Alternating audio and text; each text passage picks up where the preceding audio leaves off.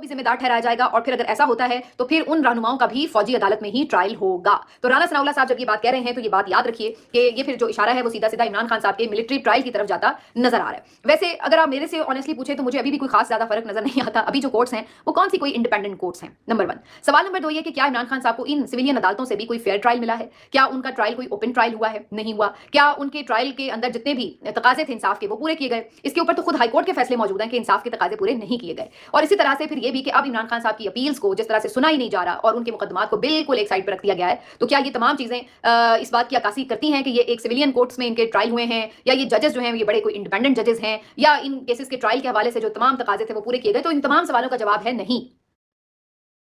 जो सुनवाई है वो आम अदालतों में, सिविलियन अदालतों में नहीं हुई, तो फिर अगर फौजी अदालत में भी कार्रवाई उनके खिलाफ कोई हो जाएगी तो क्या फर्क पड़ेगा? क्योंकि इमरान खान साहब तो इन जेलों के अंदर मौजूद हैं या इन जजेस के हाथों सजाएं ले रहे हैं, तो तब भी वो यही समझते हैं कि इसके जिम्मेदार तो एस्टैब्लिशमेंट के लोग हैं, इसके जिम्मेदार को तो सीधा सीधा कहते हैं फील्ड मार्शल साहब है। तो कहने का मकसद ये है कि इमरान खान साहब को अभी भी उसमें कोई फर्क नजर नहीं आता कि ये कोई सिविलियन अदालत है या कोई फौजी अदालत है। वो इसको भी यही समझते हैं कि जो कुछ हो रहा है वो इसी एक जो प्लानिंग है उसके तहत और जो पीछे फोर्स है उसी की वजह से हो रहा है। तो ये इमरान खान साहब की अपनी एक अंडरस्टैंडिंग भी है, लेकिन इस हद तक तो हम भी समझते हैं कि इमरान खान साहब को एक फेयर ट्रायल तो बहरहाल नहीं मिला।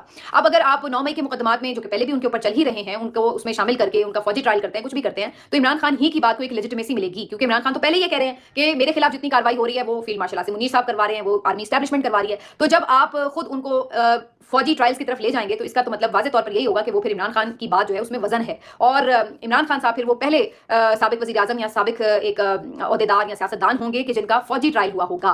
तो ये अगर ऐसा कुछ बनता है तो मेरा नहीं ख्याल है कि इमरान खान के ऊपर ज़्यादा फर्क पड़ेगा। लेकिन ये ज़रूर है कि इस चीज़ को जो इमरान खान का नजरिया है, जो इमरान खान बात करते हैं, उनके मौक़िफ़ को ज़रूर एक तायद मिलेगी। लेकिन दूसरी तरफ क्या जनरल फैज़ हमीद साहब का मामला क्लोज हो गया है या इसके बाद यहीं पर ये बात खत्म हो गई है? तो इसमें भी अभी बहुत कुछ बाकी है। एक तो पहले ये देखना होगा कि क्या अपील उनकी जो है वो वाकई लग जाती है और उनकी जो सज़ा है वो मुअत्तल हो जाती है। दूसरी चीज़ ये इंपॉर्टेंट होगी कि वो अपनी सजा काटते कहाँ हैं? क्या उन्हें किसी आम अदालत में पेश किया जाता है या उन्हें अडयाला जेल में कैद काटने के लिए भेजा जाता है या किसी और सिविलियन जेल में भेजा जाता है? ये अपनी जगह एक बड़ा अहम सवाल होगा। और इसके साथ साथ ये भी फिर देखना होगा कि इस सारे मामले के बाद आखिर परसेप्शन क्या बिल्ड होती है। क्योंकि अगर तो आप उन्हें किसी जाती करप्शन की बुनियाद के ऊपर सजा सुना रहे हैं तो चलिए वो तो समझ में आती है बात कि भाई एक बंदे ने इंडिविजुअल एक एक्ट किया है। लेकिन अगर आप उन्हें सियासत में मुदाखलत के ऊपर सजा सुना रहे हैं और आगे चलकर जैसे कुछ इशारे हैं कि जी फौज में बगावत करवाने, यानी 9 मई का जो मामला था, फौज में बगावत करवाने के इल्जाम में भी अगर आप उन्हें सजा सुनाने जा रहे हैं तो इन तमाम मामलात में फिर ये कैसे मुमकिन है कि आप उन्हें फौज के अंदर सिर्फ जिम्मेदार ठहराएं? फिर इसका मतलब तो ये होगा कि कहीं ना कहीं जनरल बाजवा का नाम भी आएगा जो कि उस वक्त उनके बॉस थे। और ये कैसे मुमकिन था कि बॉस के नाक तले वो सब कुछ करते फिर रहे हैं और बॉस को पता ना हो?